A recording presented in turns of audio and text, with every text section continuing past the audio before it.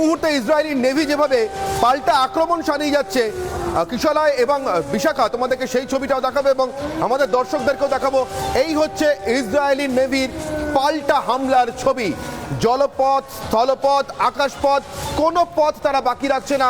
সমস্ত পথে তারা পণ করেছে যেভাবেই হোক হামাসকে নিকেশ করবে, হামাসের শেষ চিহ্নটুকুকেও নিকেশ করে ছাড়বে। এবং সেই কারণেই বিশ্ব জুড়ে সন্ত্রাসবাদ এবং সন্ত্রাসবাদীদের বন্ধু বলে বারবার নিজেদেরকে প্রমাণ দেওয়া চীনের এই মুখোশ খুলে যাওয়া, তার কারণ এবার কোথাও চীনেরও হৃদকম্প হচ্ছে।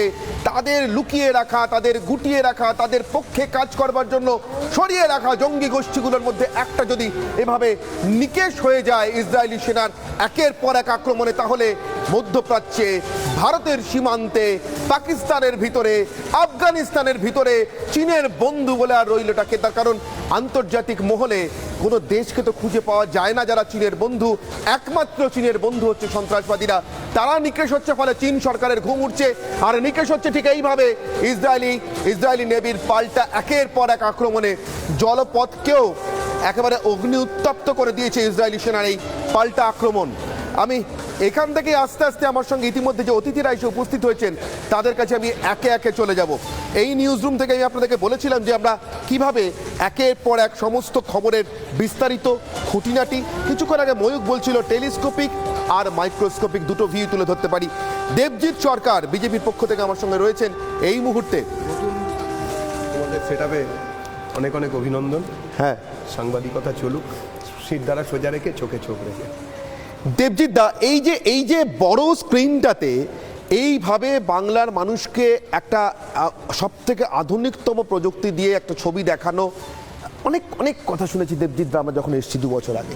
বাঙালি কি খায়, বাঙালি কি খায় না, বাঙালির যা কোনোদিন খাদ্য ছিল না, বাঙালি যাকে অখাদ্য কুখাদ্য মনে করে, ডাস্টবিনের খাবার মনে করে কোনোদিন ফিরেও তাকায়নি, সেগুলো বাঙালিকে খবর বলে গেলানো হচ্ছিল। তখন আমাদের আশা, তখন বাঙালিকে এই ছবি দেখাতে শুরু করা। বাঙালি আমাদেরকে দুহাত ভরে আগলে ধরেছেন, বুকে আঁকড়ে রেখেছেন। আপনার কি মনে হয় এই ছবি, এই প্রযুক্তি সেই আঁকড়ে ধরে রাখাটাকে একটু বাড়াবে উভয়ত? একদম। দেখো, একটা সিস্টেম ছিল বরাবরই এই ধরনের হামলা ইত্যাদি যখন হয়, এর একটা ক্রোনোলজি আছে।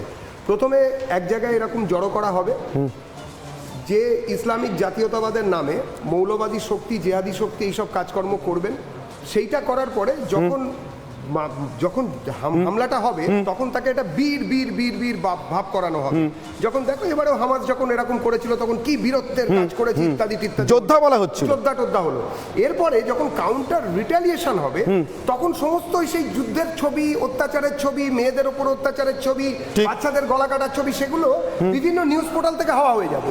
এবং সেই যারাই খবর খাওয়ায়, যে নিউজ পোর্টাল বা নিউজ চ্যানেলস বা নিউজ হাউস, তারা তখন সেগুলোকে সরিয়ে দেবে। তার বদলে তখন বলতে থাকবে কি অত্যাচার, এইভাবে অত্যাচার হচ্ছে, ইসরায়েল হামলা করছে বা ভারত হামলা করছে।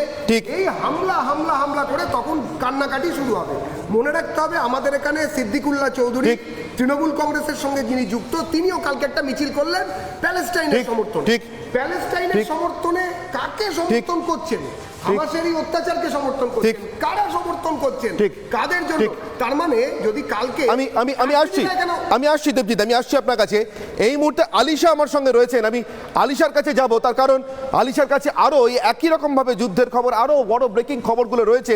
আমি সরাসরি চলে যাব আলিশার কাছে। আলিশার কাছ থেকে জানতে চাইবো, আलिशा मैं आपसे जानना चाहूंगा युद्ध की अब की ताजा स्थिति के बारे में। अब कैसे इजराइल की जो अटैक है वो चल रहा है, वो किस तरफ से चल रहा है, और इजराइल को कामयाबी हासिल करने में अब कितना देर है, क्या लग रहा है इजराइल को?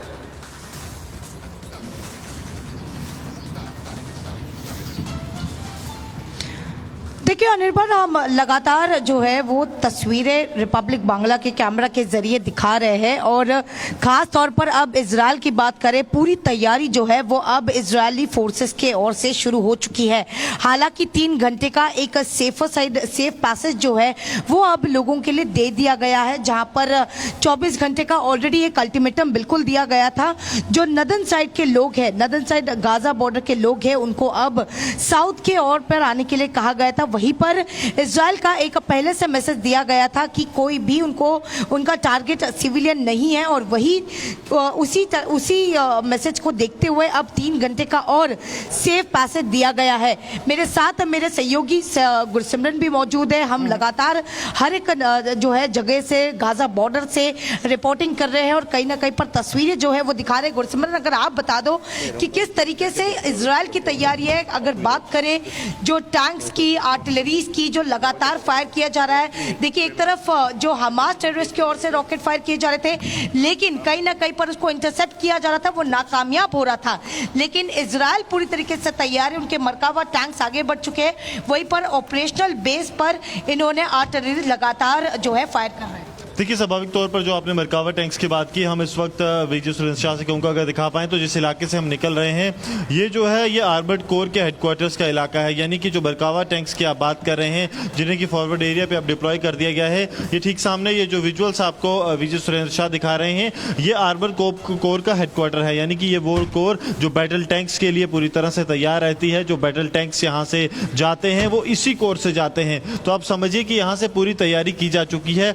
अब जो मरकावा टैंक्स की बात की जाए, बीएमपीज की बात की जाए, एटीवीज की बात की जाए, सबको फॉरवर्ड एरिया में डिप्लॉय कर दिया गया है। और आने वाले दिनों में जैसे ही जो एक कहा जाता है क्लासिक मिलिट्री एग्जाम्पल, वो जब फॉलो पूरा हो जाएगा, यानी कि अपने इलाके से, अपने सेफ जोन से दुश्मन को जितना नुकसान सबसे ज्यादा पहुंचाया जाए और उसके बाद फिर दुश्मन के इलाके पे कदम रखा जाए, उस रणनीति के तहत इजराइल की सेना काम कर रही है। लगातार हमने देखा कि किस तरह एयर पावर का इस्तेमाल किया जा रहा है, उसके साथ साथ हैवी आर्टिलरी, मोटार शेल्स आगे जा रहे हैं, ताकि दुश्मन पहले ही इतना कमजोर हो जाए कि जब इजराइल की सेनाएं जो गाजा पट्टी पर कदम रखें तो उन्हें ज्यादा चुनौतियों का सामना ना करना पड़े। ये तो साफ तौर पर कह सकते हैं कि अब जो इजराइल है वो पूरी तरीके से तैयार है। सिर्फ उनका मकसद ये है कि जो सिविलियंस हैं उनको सेफ जगह पर लेकर आ जाए, क्योंकि अभी ये जो अपडेट आईडीएफ की ओर से मिला है कि लेबनान के जो नॉर्दर्न साइड है उसके 4 किलोमीटर की जो 4 किलोमीटर का जो रोड है वो पूरी तरीके से बंद कर दिया गया। वहीं पर रिक्वेस्ट सिविलियन को की गई है कि कोई भी वो जो बॉर्डर है उसको क्रॉस न करे। देखिए, स्वाभाविक तौर पर शतूला में जिस तरह से लेबनान की सेना की तरफ से लगातार कोशिश की गई, पहले टारगेट किया गया, मोटार दागे गए, कल भी हमने देखा कि जी गुरसिमरन और आलिशा, हम आपसे फिर भी आपसे पूछते रहेंगे और आपसे जानकारी लेते रहेंगे कि 3 घंटे का जो मुहूर्त दिया गया है इजराइल की ओर से फिलिस्तीनियों को, उस मुहूर्त के अंदर सिविलियंस कैसे उत्तर से दक्षिणी गाजा पार करके आ जाए अपनी सेफ जोन पर, उसके बाद इजराइल क्या करता है। बहुत बहुत धन्यवाद हमसे बात करने के लिए, हमको इस स्थिति के बारे में আপডেটেড करने के लिए।